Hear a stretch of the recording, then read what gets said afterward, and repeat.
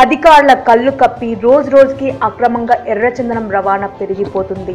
ఎవరికి అనుమానం రాకుండా హెరిటేజ్ వాహనంలో ఎర్రచందనపు దుంగలను తరలిస్తూ అడ్డంగా దొరికిపోయారు స్మగ్లర్లు.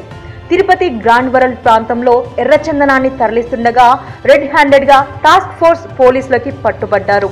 అధికారులకు చెప్పిన వివరాల ప్రకారం హెరిటేజ్ వాహనంలో సుమారు ₹1 కోటి విలువ చేసే ఎర్రచందనపు దుంగలను తరలిస్తున్నట్టు సమాచారం రావడంతో వెంటనే అలర్ట్ అయిన పోలీసులు చాకచక్యంగా వారిని పట్టుకున్నారు.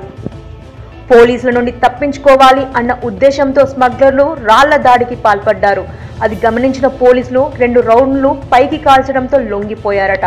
ఇక పోలీసులు ఆ వాహన నంబర్ని నోట్ చేసుకుని విచారణ చేపడితే రిజిస్ట్రేషన్ ఇటు ఆంధ్రప్రదేశ్లో అటు తమిళనాడులో వేరువేరుగా 2 పేర్ల మీద రిజిస్టర్ అయి ఉండడంతో ఓనర్ ఎవరని దర్యాప్తు చేస్తున్నారు. ఆ వాహన డ్రైవర్ని అదుపులోకి తీసుకుని విచారణ చేపట్టినట్టు సమాచారం.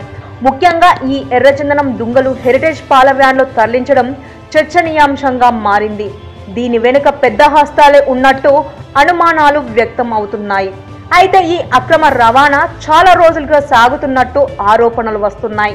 తొందరలోనే దీని వెనకాల ఉన్న వాళ్ళని పట్టుకుంటామని మీడియా ముందు పోలీసులు చెప్పారు.